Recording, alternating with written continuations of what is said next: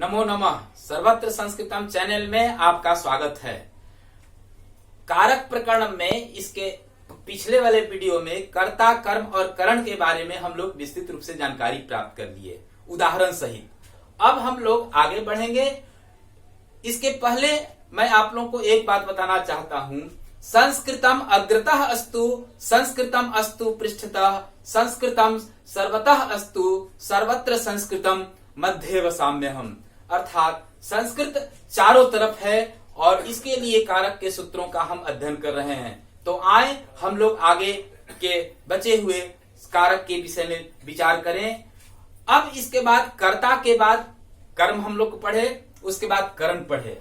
अब हम लोग संप्रदान कारक के बारे में जानकारी प्राप्त करेंगे।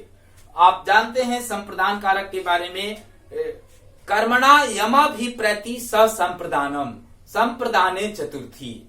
दान कर्म के द्वारा कर्ता जिसकी ओर अभिप्रेरित हो, अर्थात जिसके लिए कार्य संपादित किया जाता है, उसे संप्रदान कारक कहते हैं। और संप्रदान कारक में चतुर्थी भक्ति का व्यवहार किया जाता है। अब आप लोग इसको लिख लीजिए।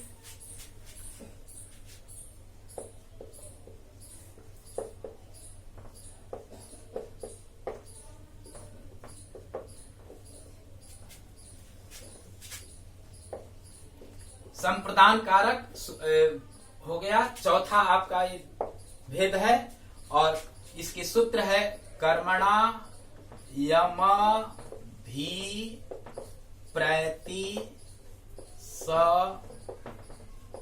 संप्रदानम। और इसमें विभक्ति कौन लगेगी? संप्रदाने चतुर्थी।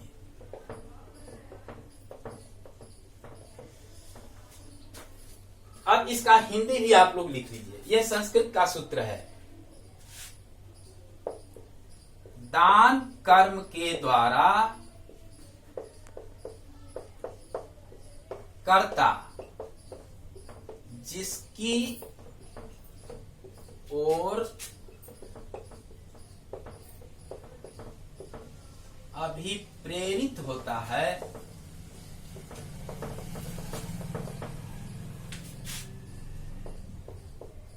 अर्थात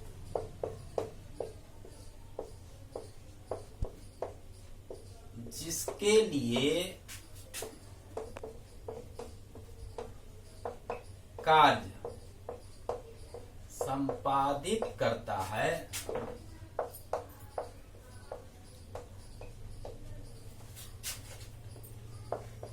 उसे संप्रदान कारक कहते हैं। संप्रदान कारक कहते हैं तथा संप्रदान कारक का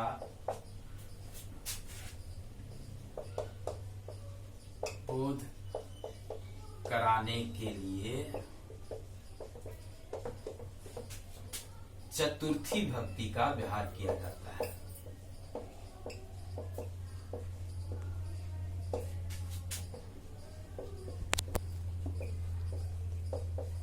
व्यवहार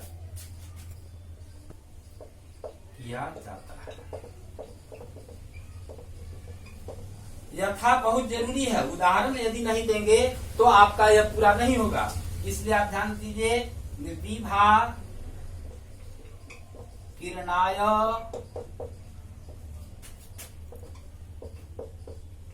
आम्रम आनयति। अब इसको एक बार आप लोग फिर से समझ लें। अभी हम लोग संप्रदान कारक की परिभाषा पढ़ रहे हैं। तो संप्रदान कारक का सूत्र आप लोगों को बार बार मैं कहता हूं, संस्कृत में सूत्र होता है। पाणिनि ने सूत्र बताया है और यह सूत्र है कर्मणा यमाभिप्रति संप्रदानम, संप्रदाने चतुर्थी। यह परिभाषा सूत्र है और संप्रदाने चतुर्थी विभक्ति सूत्र है। यह सूत्र बतलाता है कि संप्रदान कारक में विभक्ति कौन लगेगी? चतुर्थी भक्ति लगेगी। अब इसका हिंदी पर आप लोग देखें। दान कर्म के द्वारा कर्ता जिसकी ओर अभिप्रेरित होता है, अर्थात जिसके लिए कार्य संपादित करता है, उसे संप्रदान कारक कहते हैं। तथा संप्रदान कारक का बोध कराने के लिए चतुर्थी भक्ति का व्यवहार किया जाता है। यथा विभा किरणाय आम्रम आनयति। इस उदाहरण को समझें। का आनयति कौन लाती है? आनयति क्रिया है, और एक क्रिया किसके अनुसार परिवर्तित होता है? कर्ता के अनुसार। कर्ता कौन है? विभा। विभा लाती है। क्या लाती है? आम लाती है। अब प्रश्न उठता है क्यों आम लाती है? तो किरण के लिए लाती है। तो जिसके लिए कार्य किया जाए उसे संप्रदान कारक कहते हैं। यानी आम का लाना विभा को क्यों हुआ? किरण के लिए हुआ, इसलिए किरण यहाँ संप्रदान कारक है, और संप्रदान कारक होने के कारण इसमें चतुर्थी भक्ति का व्यवहार किया गया। आप जानते हैं कि बालक का रूप यदि आप याद करेंगे तो बालकाय होता है, उसी प्रकार किरण का यहाँ पर किरणाय हुआ। इस प्रकार से आप संप्रदान कारक के बारे में विस्तृत रूप से जान गए। अब हम लोग इसके बाद पढ़ेंगे अपादान कारक। और अपादान कारक आप जानते हैं कि अपादान कारक में अलग होने का भाव होता है, यानी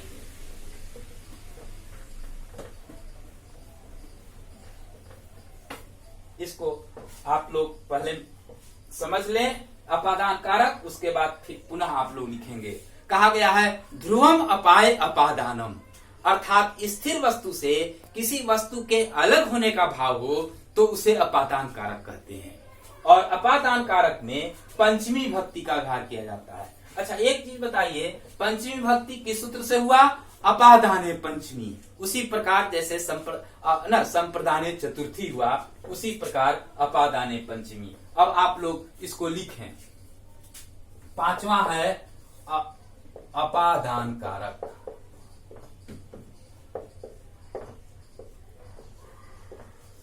इसका सूत्र है ध्रुवम पाये पादानम।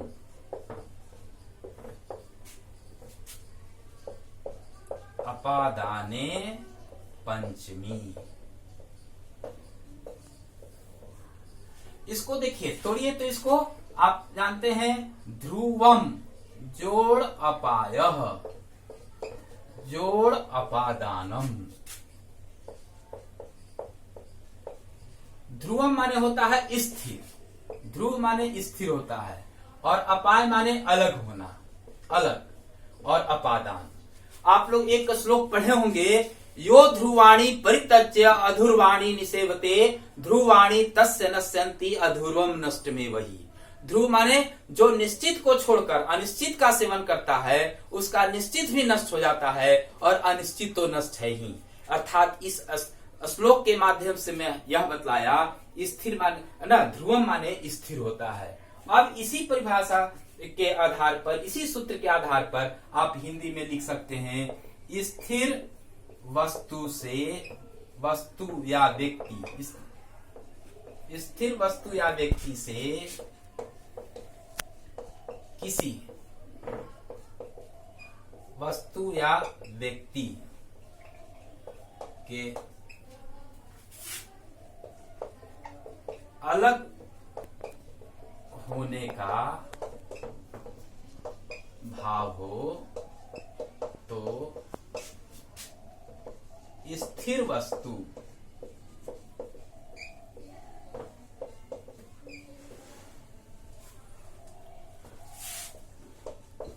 अपादान कारक कहलाता है, तथा अपादान कारक का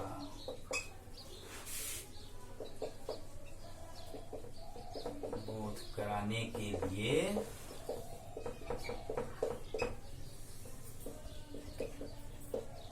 पंचमी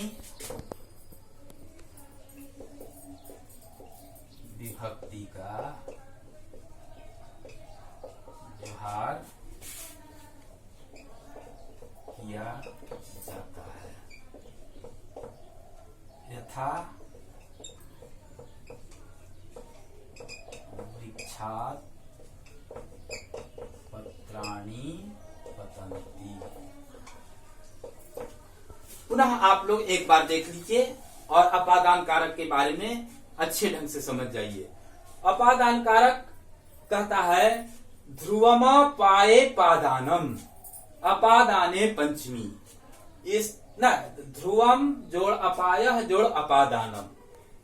ध्रुवम का अर्थ हुआ स्थिर, अपाय का हुआ अलग, अपादान। अब इसको हिंदी समझिए। स्थिर वस्तु या व्यक्ति से किसी वस्तु या व्यक्ति के अलग होने का भाव हो तो स्थिर वस्तु अपादान कारक कहलाता है तथा अपादान कारक का बोध कराने के लिए पंचमी भक्ति का व्यवहार किया जाता है। जैसे वृक्षात पत्राणि पतंती, तो यहाँ पर आप चिन्हित करेंगे ना, वृक्ष से पत्ते गिरते हैं। तो कौन गिर रहे हैं? पत्ते गिर रहे हैं। कहां से गिर रहे हैं? वृक्ष से। तो वृक्ष अपादान कारक हुआ क्योंकि वृक्ष स्थिर है। इसी प्रकार मेरे प्यारे शिष्यों, आप जानते हैं धावतः अश्वात मोहना अबतक, दौड़ते हुए घोड़े से मोहन गिर पड़ा। तो दौड़ता हुआ घोड़ा भी स्थिर है। आप जानते हैं न्यूटन ने सिद्धांत दिया कि जब तक कोई वस्तु स्थिर अवस्था में है, विरामावस्था तो विरामावस्था में रहेगी जब तक उस पर बाह्य बल नहीं लगाया जाता है। तो वो गति की अवस्था में स्थिर है, दौड़ते हुए घोड़े से मोहन गिर पड़ा। इसी को न्यूटन कहते हैं चलती हुई ट्रेन से वह कूद पड़ा। तो चलती हुई ट्रेन जो है वो गति की अवस्था में स्थिर होने के कारण वो स्थिर माना जाता है। और यह धारणा है कि दौड़ते हुए घोड़े के आधार पर ही न्यूटन ने यह सिद्धांत दिया। इस प्रकार स्थिर में गतिमान भी अगर समान वेग से एक वेग हो तो वह स्थिर माना जाता है, जैसे चलती हुई ट्रेन या दौड़ता हुआ घोड़ा। यहाँ पर आप एक बात को और जानिए, करण कारक और संप्रदान कारक में कभी कभी अंतर आता है। तो यहाँ से जो है यहाँ अलग का भाव बोध कराता है, जबकि करण कारक में से का भाव जो है वह साथ के अर्थ होता है। जैसे वह कलम से लिखता है तो कलम का वह सहयोग ले रहा है, उसके माध्यम से कार्य हो रही है। यहाँ से जो है अलग का भाव है, जैसे वह घर से जाता है तो गृहात यहाँ पर होगा कि घर से वो अलग हट रहा है। इस प्रकार से आप अपादान कारक के बारे में विशेष रूप से जान गए। और इसके बाद छठा कारक जो है संस्कृत में आप लोग जानते हैं 6 कारक होता है। छठा कारक को अधिकरण कारक के नाम से जानते हैं। और अधिकरण कारक के बारे में आप जानते हैं आधारोधिकरणम, जहां पर कोई घटना घटित हो या कार्य संपादित हो उसे अधिकरण कारक कहते हैं। और अधिकरण कारक में सप्तमी भक्ति का व्यवहार किया जाता है। तो आप लोग अधिकरण कारक के भी बारे में लिख लीजिए।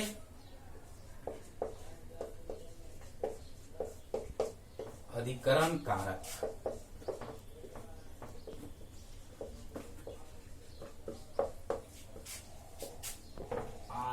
आधारोधिकरणम, अधिकरणे सप्तमी।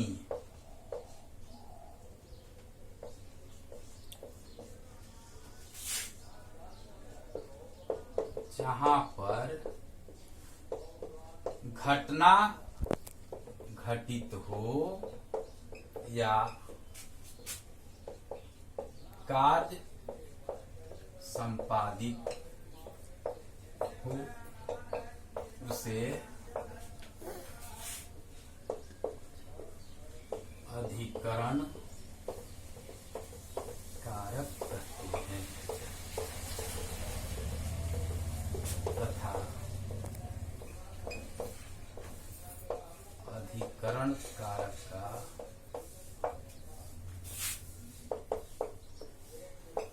बोध कराने के लिए सप्तमी भक्ति का व्यवहार किया जाता है। सप्तमी भक्ति का व्यवहार किया जाता है।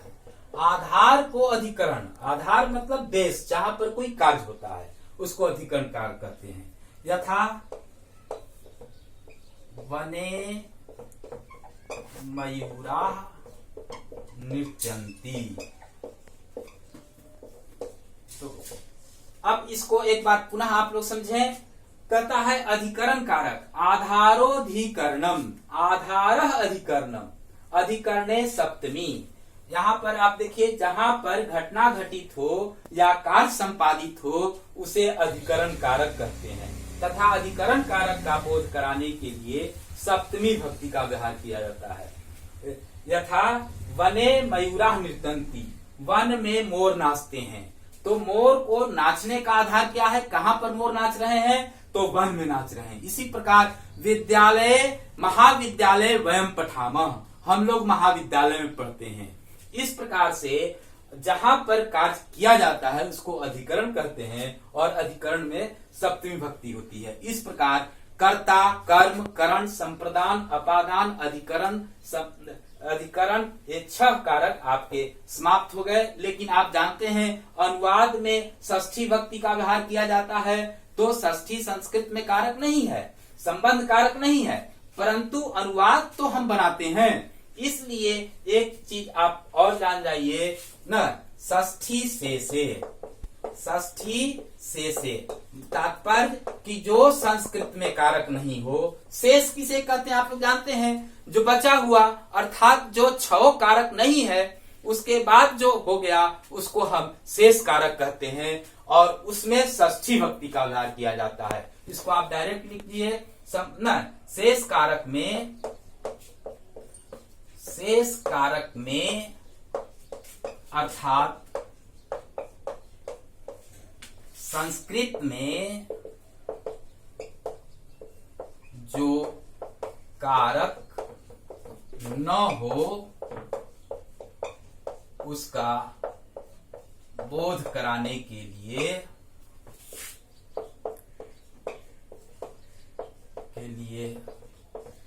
षष्ठी भक्ति का व्यवहार किया जाता है। षष्ठी विभक्ति का व्यवहार किया जाता है। अब जैसे देखिए, रामस्य गौ चरति, यथा उदाहरण रामस्य गौ चरति, तो गौ प्रथमा है इसलिए चरती, कह चरती, गौ चरती। अब एक गौ गाय किसका है, राम का, तो यहाँ संबंध है, संबंध कारक संस्कृत में शेष कारक के रूप में आता है। तो और एक उदाहरण देखें, रामः रजकस्य वस्त्रम ददाति। अब ये बहुत महत्वपूर्ण अनुवाद है। देखिए, राम धोबी को वस्त्र देता है, यहाँ धोबी जो है कर्ता कारक नहीं है क्योंकि इच्छानुसार कार्य नहीं कर रहा है, धोबी कर्म नहीं है। क्यों? क्योंकि राम का लक्ष्य वस्त्र को देना, इच्छित वस्त्र है, इसलिए वस्त्र कर्म होगा, धोबी नहीं होगा।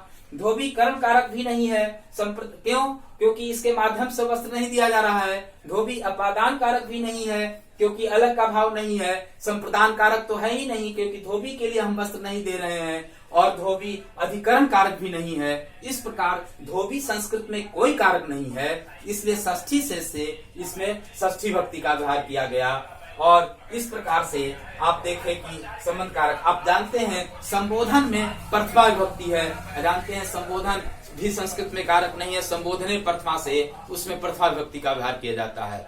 इस प्रकार से आप लोग कारक के सभी कारकों की परिभाषा को आप लोग ठीक से देखें, उदाहरण से समझे, और कारक के सूत्र जो है या कारक जो है उसको 3 आधार जरूरी है। पहला, व्याकरण में कारक बहुत महत्वपूर्ण है, दूसरा अनुवाद के लिए कारक को जानना बहुत जरूरी है, और तीसरा वाक्य संशोधन, वाक्य की अशुद्धियां जितनी सुधार होती है वो कारक भी आधारित होती है। तो इस प्रकार से सबसे महत्वपूर्ण टॉपिक कारक का हम लोग केवल परिभाषा सूत्रों को पढ़े, विशेष सूत्रों को हम लोग अगले वीडियो में हम लोग पढ़ेंगे। और आप लोगों को कोई भी समस्या होगी तो आप अपना कमेंट बॉक्स में अपना विचार रख सकते हैं।